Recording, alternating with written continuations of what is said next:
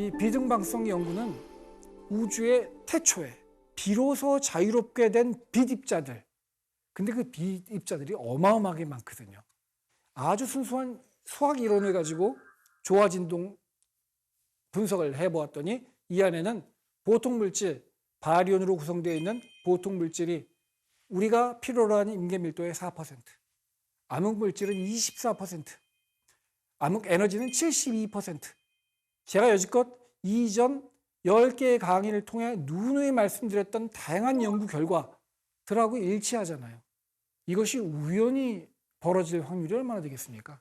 사실 제가 요즘 가장 흥분돼서 공부하고 바라보는 주제가 바로 이 우주 배경 복사의 비등방성입니다.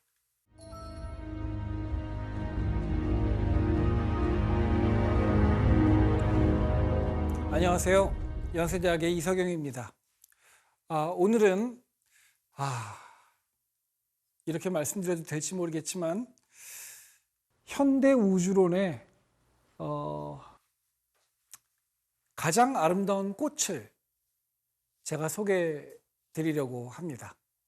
물론 빅뱅 우주론이라든지 급팽창 이론, 빅뱅 핵합성 이론, 훌륭하고 멋진 내용들, 개념들이 아주 많이 있지만 오늘 제가 소개해 드릴 이 개념은요, 너무 아름다운 개념이거든요.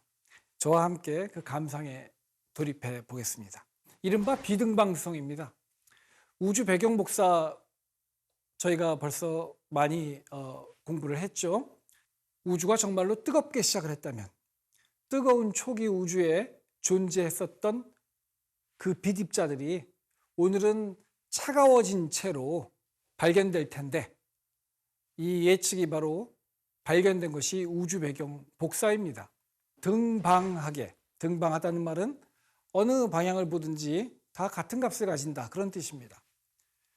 처음 1960년대 발견됐을 때는 등방하게 관측이 되었습니다. 절대온도 3도, 섭씨 영하 270도로 우주 전체에 고르게 이제 관측이 된 것이죠.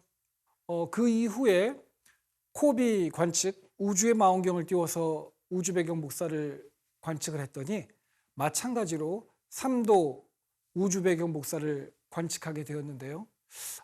이상하게도 우주가 지역에 따라서 이 온도의 값이 조금씩 차이를 나타내는 것을 발견하게 되었습니다. 그전에도 이 차이는 있긴 있었을 텐데 검출기가 감도가 충분히 좋지 못해서 이렇게 작은 차이를 찾지는 못한 것이거든요. 그 이후에 천문학자들이 더 관심을 가지고 더 복잡하고 더 정교한 우주 망원경을 하늘에 쏘고 지구에서부터 멀리 떨어뜨려서 지구의 영향권 밖에서 하늘에 이렇게 작은 시그널을 잡도록 노력을 했습니다. 그 결과 여러분들이 지금 보시는 것과 같이 우주 배경 복사 1000도, 지도라 그러니까 좀 이상하죠. 땅이 아니라 하늘이니까 1000도를 마련하게 된 것인데요. 마찬가지로 1960년대 값처럼 우주가 어디를 보나 비슷하게 절대온도 3도의 빛을 보여주고 있는 것은 사실이지만 깨알과 같이 지역에 따라서 조금씩 온도가 다른 것을 우리가 발견하게 되었습니다. 도대체 이게 뭘까요? 온도가 얼만큼씩 다르다는 걸까요? 이 온도가 10만 분의 1 정도씩 다릅니다. 그러니까 한 지점, 이 그림에서 보는 붉은 지점은 만약에 3.00001도라면 푸른 지점은 2.99999도 이런 식인 거죠. 원래부터 우주 배경 복사를 발견한 것 자체가 잡음에서 발견했다고 그랬잖아요. 이거 자체가 잡음인데 잘 들여다봤더니 잡음 안에 또 잡음이 있더라, 그 얘기입니다. 도대체 이 잡음은 뭘까요? 이러한 잡음을 연구할 때 아주 좋은 방법론이 하나가 푸리에 분석이라는 것입니다. 푸리에는 원래 수학을 하신 분이었는데요. 아주 복잡한 시그널을 사실은 그 시그널의 기원, 그 안에 있는 어떤 다른 숨겨진 시그널들이 있을까를 분석해내는 그러한 방법을 고안해내셨습니다. 그러면 푸리의 분석을 통해 무엇을 찾아낼 수 있냐면 이 안에는 실제로는 어떤 시그널들이 다 존재했는지, 그 각각의 신호를 분리해서 추출해낼 수 있게 되는 거죠. 그래서 우리 천문학자들이 우주 배경 복사에 등방하지 않은 것, 깨알처럼 다른 값을 보이는 듯해 보이는 것, 이것이 도대체 어떠한 신호를 감추고 있는 것일까를 연구하기 시작했습니다. 360도를 삥 돌아서 우주를 지금 천도를 그렸습니다. 그리고서 우리가 푸리의 분석을 통해서 도대체 여기에 어떠한 주기성을 가지고 신호가 숨어져 있을까? 예를 들어 오른쪽에 있는 그림을 보시면 이제 그러한 분석의 예를 우리가 볼 수 있습니다. 주파수가 가장 낮은 거는 큰 각 크기를 얘기합니다. 예를 들어 아까 360도 전체가 우주의 천도라고 그랬는데 이를테면 60도 크기로 뭐가 변하는가? 좀 변하는 게 있긴 있죠. 약간 이 주기성이 있는 것처럼 보이기도 합니다. 그럼 1도짜리 360도가 우주 전체 한 바퀴 삥 돈 거니까 1도라고 하면은 360분의 1로 쪼갠 거죠. 1도짜리 온도의 분포는 어떨까요? 놀랍게도 1도짜리 작은 각 크기의 온도 분포는 꽤 신호가 큽니다. 근데 1도만 넘어가면 2도만 되면 그다음부터는 같은 값을 안 가져요. 이상하게. 거꾸로 1도 사이에서는 굉장히 비슷한 값을 갖는 우주의 지역들이 1도보다 더 작아져서 0.5도로 되면 이제는 또 비슷하지가 않아요. 딱 1도 정도 거리가 됐을 때 비슷비슷한 값들을 갖더라 그 얘기입니다. 참 희한하죠. 이 우주의 배경 복사가 지역마다 조금씩 온도가 다르게 나오는데 희한하게도 가장 큰 신호는 각 크기로 1도짜리 온도의 변이가 제일 신호가 크다. 자, 그런데 이 일이 왜 벌어지는지 아십니까? 이게 바로 놀라운 일입니다. 이 우주가요, 악기처럼 작용하기 때문입니다. 우주가 처음에 빅뱅 시작한 다음에 그 팽창 때 우주가 후 하고 불린 거예요. 여러분 풍선 불어보셨어요? 풍선 처음 불기 힘들잖아요. 어느 순간 불면 풍선이 확 불어져요. 여러분 그거 아마 고속 카메라로 보면 어떻게 될 거냐면 그냥 단순하게 쫙 한 번에 불어지는 게 아니라 불어지는 과정 중에 풍선의 크기에 따라서 바이브레이션이 일어납니다. 제가 요즘 오보를 배우는데요. 오보에를 배우면 참 신기해요. 소리를 구멍을 이렇게 막고 삐 불면은 라 음이 나요. 라 음이 나는데 고음만 나는 게 아니에요. 딱 그 길이, 공간의 길이에 맞게끔 기본 모드라고 해서 으뜸음, 가장 중요한 음이 나고요. 거기에 길이에 맞게. 하지만 그 주파수의 2배 더 크게, 또 3배 더 크게, 4배, 5배, 정수배로 수없이 많은 음들이 동시에 나요. 그러니까 저는 라 음을 하나를 내려고 했지만 라음만 나는 게 아니라 그 라음보다 한 옥타브 높은 라음도 나고 그거보다 몇 음 더 높은 미음도 나고 그거보다 또 한 옥타브 더 높은 라음이 또 나요. 수십 개가 나는 거예요. 무한대로 많은 음들이 나는 거예요. 이 매력 있는 소리는요, 이 다양한 이 음들이 아주 교묘하게 시그널을 세기를 맞춰서 내기 때문에 그런 거예요. 우주의 악기가 불린 거예요. 언제? 급팽창 때 조물주가 하고 풍선을 확 불었는데 순식간에 부는 거거든요. 한 번에 삐 하고 소리를 냈더니 우주가 팽창하는 우주의 크기에 맞게, 그 다음에 우주의 이제 팽창하는 시간의 흐름에 맞게 딱 한 음이 나타난 거예요. 그럼 그걸 통해 우리가 뭘 배울 수 있는지 아세요? 제가 뭐라고 지금 말씀드린 중이냐면 우주 초기에 우주 나이가 빅뱅 후 10의 마이너스 35승 초일 때, 이때 조물주가 나팔을 불었다는 거예요. 단순간 삑 하고 불었어요. 그런데 그때 조화진동, 우리가 늘상 아는 거거든요. 피아노에서도 나오고 현악기에서도 나오고 오보에서도 나오고 피리에서도 나오고, 이것이 우주에도 적용된다는 거예요. 우주가 이 정도 크기로 이 정도 짧게 불렸다면 그러면 다음과 같은 주파수에서 서로 다른 각 크기를 가지고 신호들이 검출돼야 될 텐데 하고 우리가 이론 예측을 할 수가 있어요. 조화진동 이론으로 예측되는 정확히 그 각 크기를 가지고 7개까지 시그널이 전체가 다 추출이 된 겁니다. 이렇게 7개가 다 맞출 수 있는, 관측 자료를 정확히 맞출 수 있는 조화진동은, 그 모델은 우리에게 뭘 가르쳐 주냐면 그러면 우주에는 어떠한 에너지가 얼만큼 있는지를 알려줍니다. 아무렇게나 막 되는 게 아니라 딱 어느 정도의 바리온 밀도가 있어야 되고 딱 어느 정도의 암흑물질 밀도가 있어야 되고 딱 어느 정도의 총 에너지 밀도가 있는지가 이 7개의 픽이 다 맞느냐 안 맞느냐를 결정을 지어요.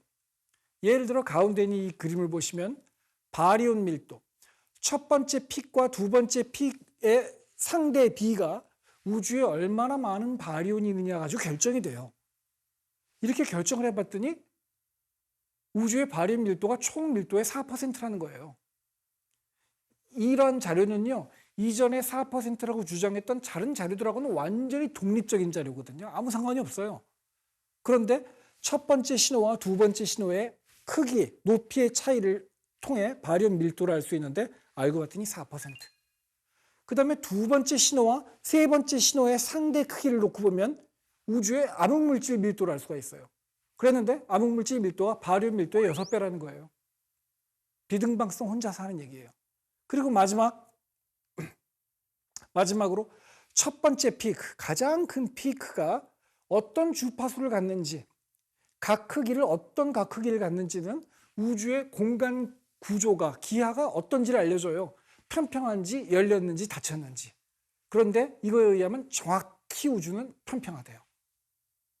놀랄 일 아니에요? 요약을 다시 해드릴까요? 비등방성은 우주 배경 복사에 아주 뚜렷하게 나온 신호입니다. 이 그림을 보시면 어떤 생각이 드세요? 이거는 뭐 아무렇게나 점을 찍은 것 같죠?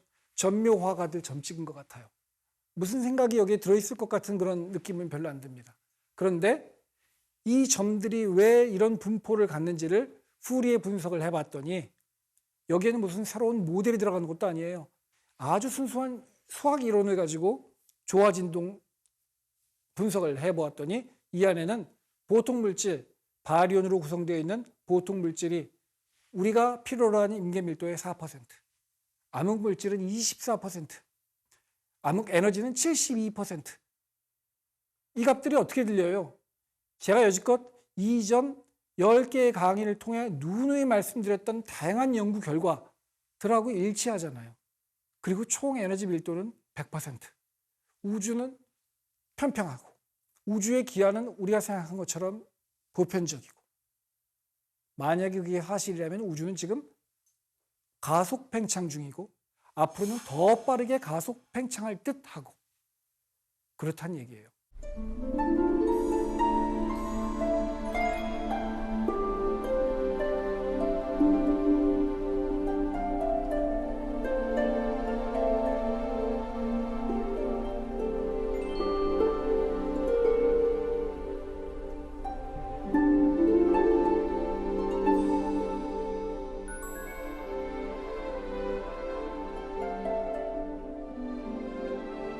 제가 이러한 결과를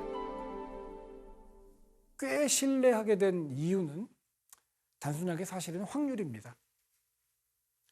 이 비등방성 연구는 빅뱅 핵합성이라든지 우주에 어떤 천체가 얼만큼 많이 있는지, 암흑물질로 뭐가 얼마나 많이 발견되는지, 초신성이 뭘 발견했는지 신경을 안 써요.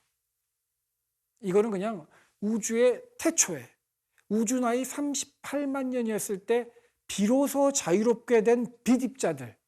근데 그 빛입자들이 어마어마하게 많거든요. 바리온 입자 하나당 빛입자가 10억 개씩 있거든요. 이렇게 많은 빛입자들이 우주에 꽉 차 있어요. 겉보기에는 그냥 아무렇게나 무작위로 빛의 온도가 결정되어서 분포하고 있는 것 같지만 얘네들을 푸리에 분석해 봤더니 와우, 이 안에 조화진동에서 예측되는 그 값들을 하나씩 하나씩 다 알려주고, 그 값들을 빼놓고 보니까 여지껏 그런 값이 있었는지조차도 몰랐는데 다양한 관측적 연구가 주는 값들과 굉장히 유사하게 일치한다, 그 얘기입니다. 이것이 우연히 벌어질 확률이 얼마나 되겠습니까? 지금 너무 신기하게 여러 가지들이 한 방향을 지금 제시하고 있는 것입니다. 급팽창이 어쩌면 우주의 상변이 때문에 있었을 수도 있고, 그때 막 힘이, 강력이 하나가 튀어져 나가고 존재하고, 이런 얘기 전부 다 무슨 만화 얘기 같잖아요. 근데 이렇게 만화 같은 얘기가 이런 통계적인 가치를 가지고 우리에게 관측들 다 설명해 줄 수가 있을까요?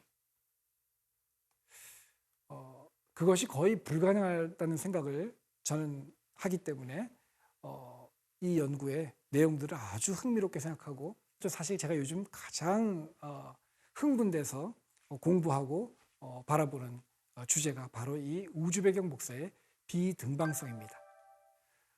지금까지 배운 내용으로 우리 다음 시간에는 우리의 최고의 모형은 무엇이냐, 우주 어느 정도 이해했나, 그것에 대해서 제가 최종 설명을 해드리고자 합니다.